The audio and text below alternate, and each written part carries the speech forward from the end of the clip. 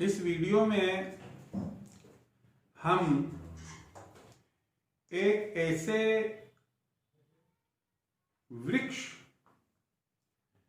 की बात बताने जा रहे हैं जो न केवल घर में धन धान्य सुख समृद्धि लाता है बल्कि उसका रोपण घर के भीतर करने पर घर के वास्तु दोष भी दूर होते हैं। आप सोच रहे होंगे कि ऐसा वृक्ष कौन सा है, क्या हमारी जानकारी में है? जी हां, आप सबकी जानकारी में है, लेकिन फिर भी हम अपने घर की बाउंड्री में उसे नहीं लगा पाते हैं। क्या कारण क्या रहता है, ये मैं नहीं बता सकता। इस वृक्ष का नाम है परिजात। इसका दूसरा नाम है हार श्रृंगार। आप कहेंगे सर, हो सकता है कि कुछ व्यूअर्स जो मेरे वीडियो को देख रहे हैं वो शायद यंग जेनरेशन में हो और उनको नहीं जानकारी हो कि ये वृक्ष क्या है। तो मैं आपको बता ही दूं, सृष्टि जिस पर हम रह रहे हैं, पृथ्वी जिस पर हम रह रहे हैं, यह वो वृक्ष है जो स्वर्ग से पृथ्वी पर आया है। आप कहते कभी ऐसा भी हुआ है कि स्वर्ग की कोई चीज पृथ्वी पर आई हो? जी हां, ऐसा ही हुआ है। कहानी इसकी यह है कि जब देवता और असुरों के बीच समुद्र मंथन हुआ था, उसमें 14 रत्न निकले थे। 11वां रत्न हार श्रृंगार का वृक्ष अर्थात परिजात का वृक्ष था। वह वृक्ष इंद्र ने लिया और इंद्र ने अपने स्वर्ग में, अपने उपवन में उसे लगाया। वह स्वर्ग की शोभा बढ़ाता। नरकासुर नाम के राक्षस को भगवान श्री कृष्ण ने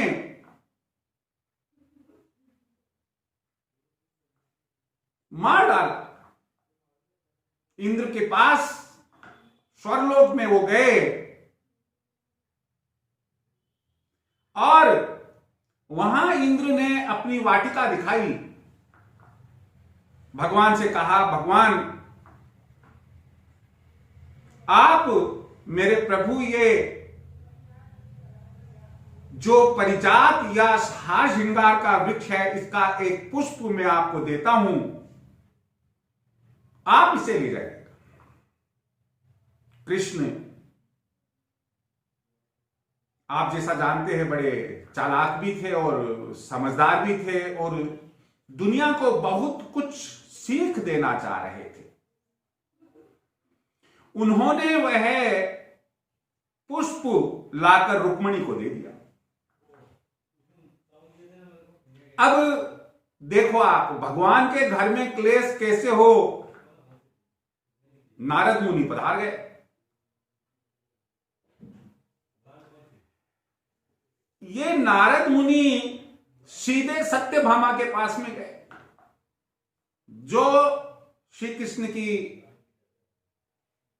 दूसरी पत्नी थी, और सत्यभामा से कहा कि भाई, क्या आपको कृष्ण ने स्वर्ग से लाया हुआ पुष्प दिया? सत्यभामा ने कहा नहीं। अरे हो सकता है कि रुक्मिणी से उनको ज्यादा स्नेह हो, प्यार हो, उन्होंने वह पुष्प उसको दे दिया। आप जानते हैं कि भगवान कृष्ण को यह प्रूव करना था, यह सिद्ध करना था क्या, कि किसी भी युग में हो, स्त्री स्त्री ही रहती है, और वो चाहे भगवान की पत्नी ही क्यों ना हो। सत्यभामा ने वही काम किया जो रामायण काल में कैकेयी ने किया था। कोप भवन में जाकर सो गई, रुष्टि हो गई कृष्ण से। भगवान कृष्ण को मालूम पड़ा कि भाई रुष्ट क्यों हुई है, तो उनने कहा कि नहीं, आप रुक्मिणी से ज्यादा प्यार करते हैं, मुझे चाहते नहीं हो आप।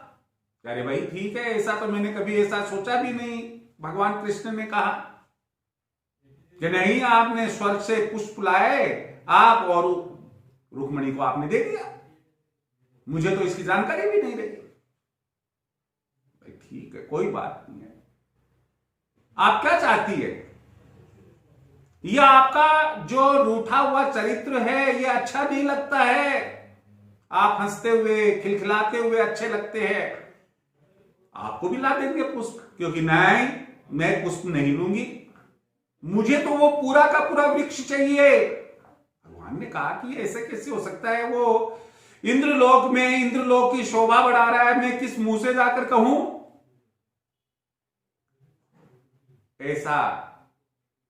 ऐसी लीला कृष्ण इसलिए हमें बताना चाह रहे थे कि देखिए स्त्री चरित्र, नारी चरित्र कैसा होता है, और जो हट होता है वह भी कैसा होता है।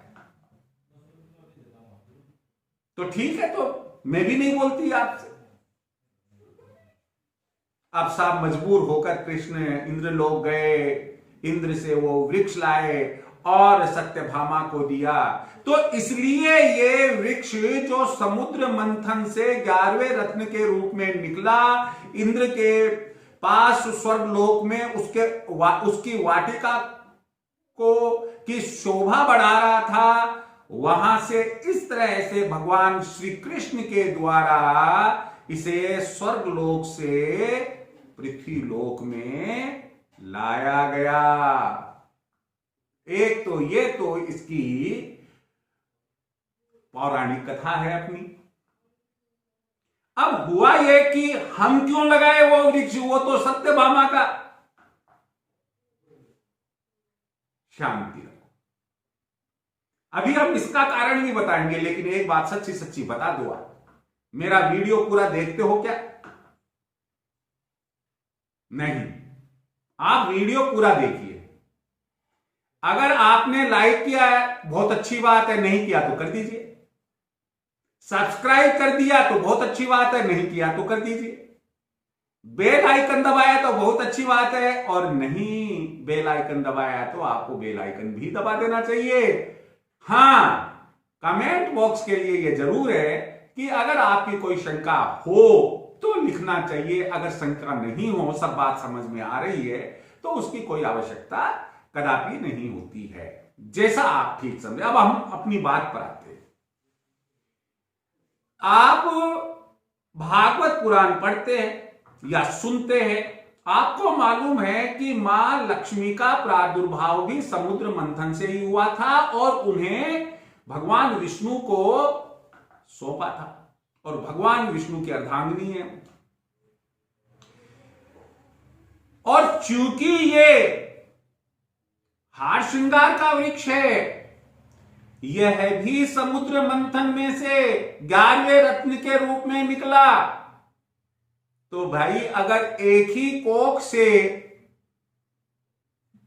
दो बच्चे अलग अलग समय पर पैदा होते हैं, तो क्या वो बहन भाई नहीं हुए?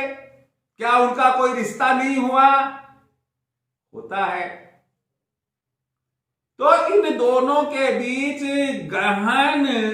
गहरा रिश्ता है उत्पत्ति के संबंध में, इसलिए मां लक्ष्मी को ये अति प्रिय है। अब आप सोच लीजिए कि जो चीज मां लक्ष्मी को प्रिय है वो अगर हम अपने घर में उस वृक्ष को लगा दे तो हमारे ऊपर मां लक्ष्मी क्यों नहीं प्रसन्न होगी। दीपावली पूजन पर भी यदि हमें कहीं से उपलब्ध हो जाए तो हमें हार श्रृंगार के पुष्प रखने चाहिए पूजन काल में। लेकिन एक बात मैं बता ही दूं कि यहां पर सबसे बड़ी विशेषता जो हार श्रृंगार के पुष्प की है वो क्या है।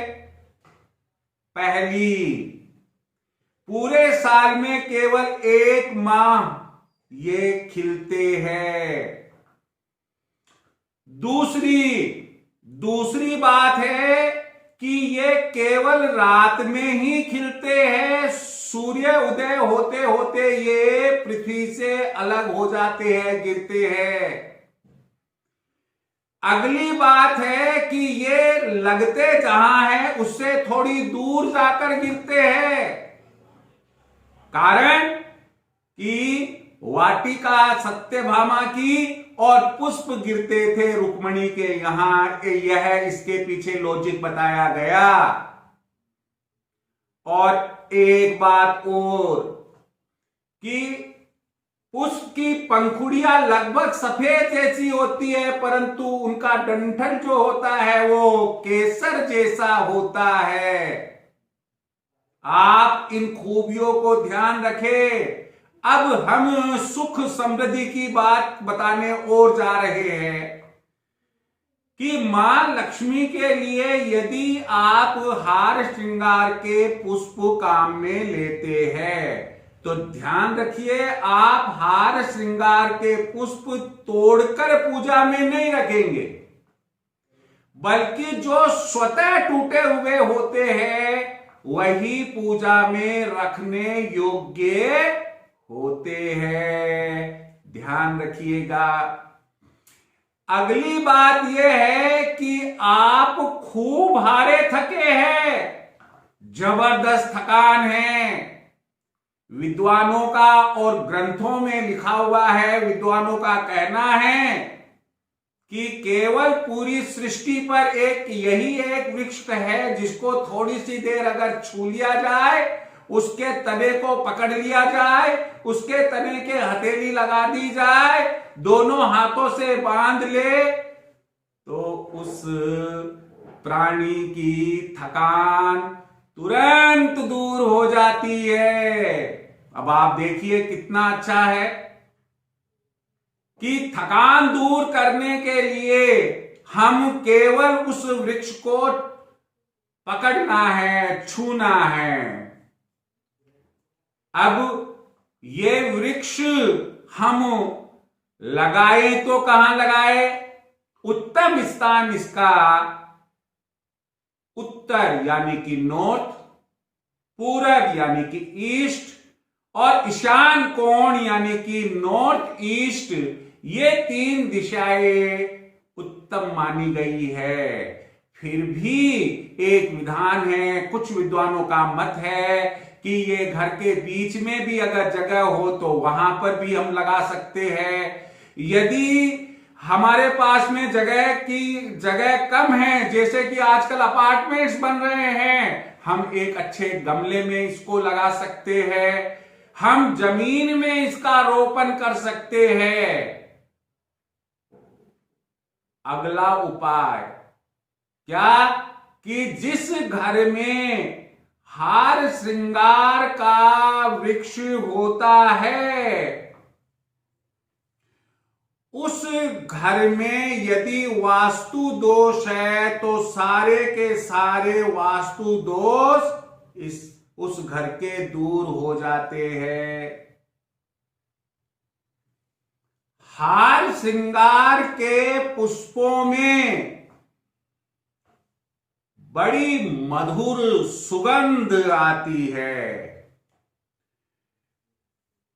हार श्रृंगार का पौधा कहां मिलेगा, ये बात मैं आपको बताने जा रहा हूं कि बरसात के दिनों में आपके शहर या गांव में कई नर्सरीज लगती है, जो छोटे छोटे पौधे और बड़े, आजकल तो 2-2, 3-3 साल के पनपे हुए पौधे भी उपलब्ध हो जाते हैं।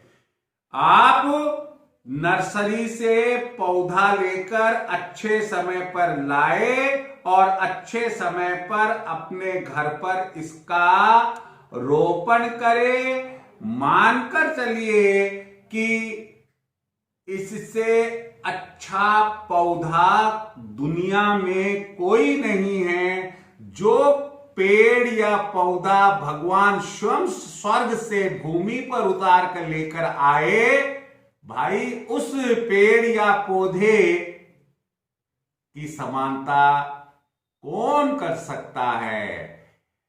एक बात और आपको मैं बताना चाहूंगा कि जैसा विद्वानों का मत है वह यह है कि इसकी आयु लगभग 1000 से 5000 वर्ष होती है।